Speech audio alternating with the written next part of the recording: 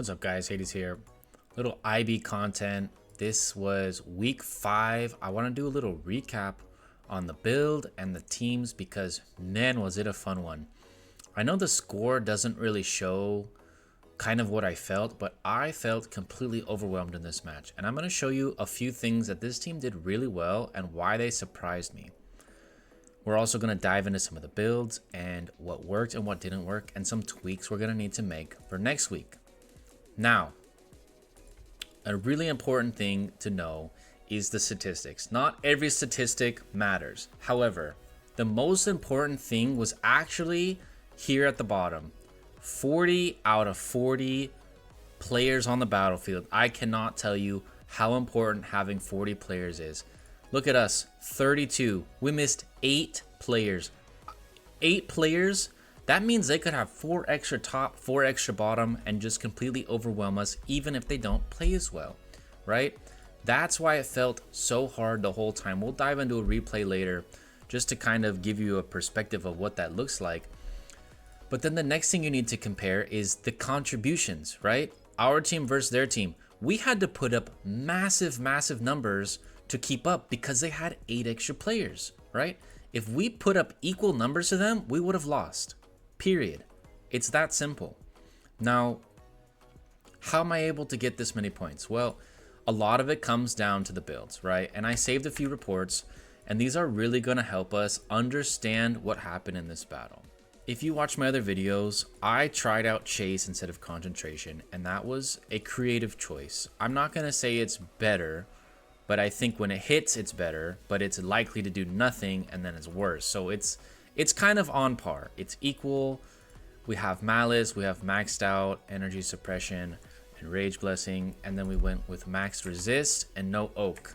So we'll probably level up Oak, and we'll consider if we want to keep Misleading or not. Now, the opponents had some interesting builds. They were very on it, right? They had full fire teams, they had Wu carries, they're using side assist. I do like the absolute defense tech. Not a huge fan of Oak Guard. But they were doing the tech with Rage and Wisdom. Now, the theory behind these is blue takes 1 less than gold every level, so you save 8 on a blue, and green takes 2 less per level, so you save 16. So you're saving 16 plus 8, which gives you more freedom to level up more skills, which means they have a maxed March on week 5 when I don't have max skills, right? And that's the trade-off. Now, the biggest trade-off that people don't really realize is the one that does all the damage is the Wu, but Wu doesn't have the best skills. Why wouldn't you have the 3 best skills maxed on your actual carry? Look at the stats. I have 7 mil damage, and he has 1.8. I fought this guy a few times. It's definitely a good March. It was very even on a few matches, but most of them looked a little bit like this, which is why I saved this report.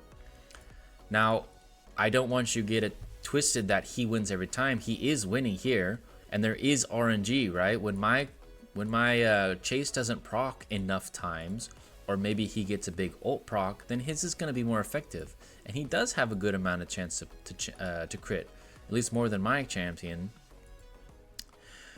But that leads me into my next point, because as good or bad as your build is, if your main is not maxed, your main carry, this extra points on the main or the second isn't going to make a difference. Now, going into some other reports, not everyone had the same build, and that's good. You should have diversity of builds within your 40 or 30 players depending on the time of season.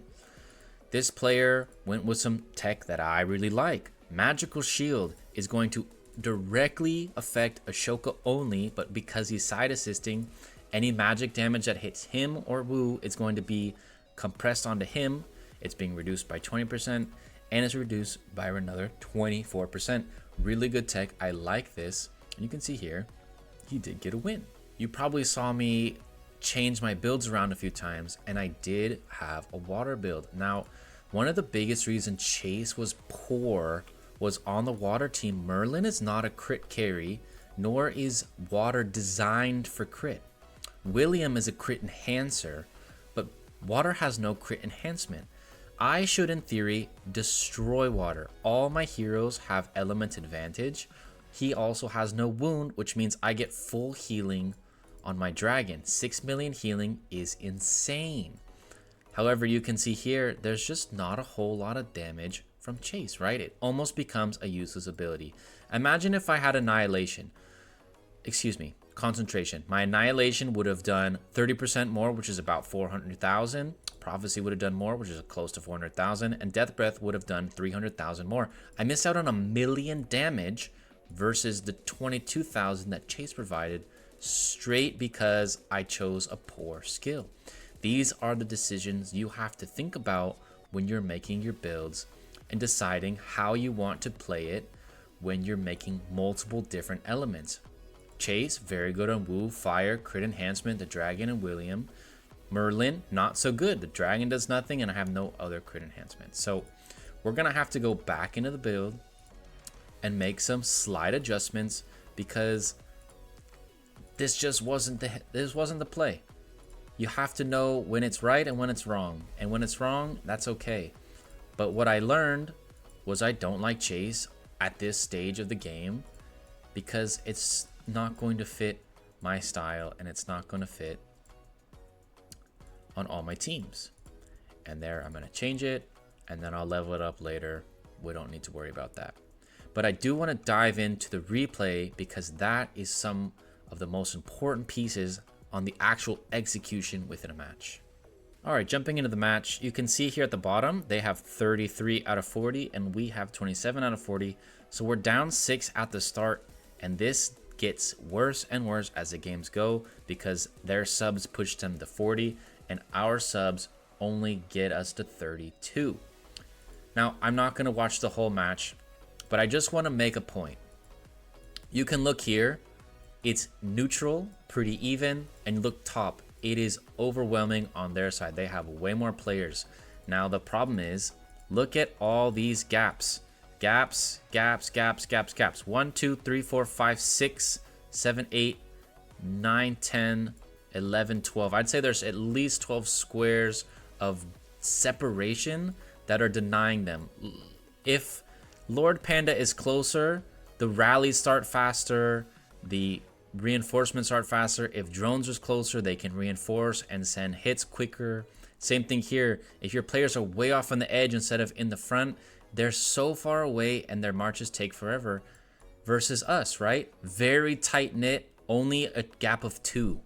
Makes a huge difference. All these players can focus these 2 and you can see they die very quickly, which makes a huge difference. Even with the numbers disadvantage, it becomes a numbers advantage due to better positioning. Now, what happens is that all the subs and dead players flood in, and now they have 40 and we only have 30. There's a 10 player discrepancy, and these players are gonna flood in, right? We win the middle, but then they just start flooding in, and we just start feeling the pressure. We have a stronger march and stronger presence, but you can see as we get dwindled down, we're down to 4 players middle. 1, 2, 3, 4, 5, 6, 7, with a bunch on the way. Then they get one in the middle, then they get one off to the side, and you feel like they're crashing in around you. And as the match evolves, we have to call for reinforcements. If we didn't win these sides, if we weren't one of the top teams, if we didn't have some of the best builds, this would have gone their way. They had more players. They were very organized. They're just missing a few fundamentals that kind of, just didn't get them quite over the hump, right? We have very strong strategy, very strong players. Look at this, surrounding, completely touching. Every single castle is touching except for this gap here. This one tiny mistake, which isn't even that bad because you can't adjust perfectly in the middle of battle. But if we're close knit, we can focus the same player, right? You'd want to be next to your teammates. This is very good, and you want to move up slowly. When you have one player go crazy, we all get to focus that player. And this kept happening. One player makes a mistake, they get ported, and they lose their numbers advantage. Imagine if that player was here, right? They're able to be defended, and now we don't have a clear target. And now we can't break them quickly. and now they get to surround us and suppress us. That would have collapsed this position and they could have won the middle, right? It's these little changes, these little fundamentals that make a big difference. The final thing that I want to suggest for this team is when you're in a losing position, trying not to win everything. If you didn't win bottom and you didn't win middle and you didn't win top, you should have focused all of your efforts into one or two areas and then move to rotate into another, right? Imagine if all these players, there's 7 of them with an 8 and a 9th on the way, were in the middle pressing us, right? They would win very quickly, because if there was 9 players here, there's no way we hold this, right? Even if we were better, it doesn't matter how good we are, we would have gotten collapsed on.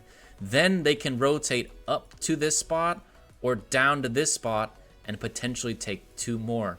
This would help them score more points, and this would help them beat weaker teams that haven't practiced or learned rotations. But yeah, I know this video got a little long, but it's very detailed. I'm very passionate about IB League. I think this is the most fun game mode in the game. It's the only place where no matter how big or small your account is, you are in a fair state. It's all about creativity, teamwork, and battlefield tactics. If you like these kind of videos, helping you get better at one of my favorite game modes, leave a comment and a like below, and I'll catch you guys in the next one.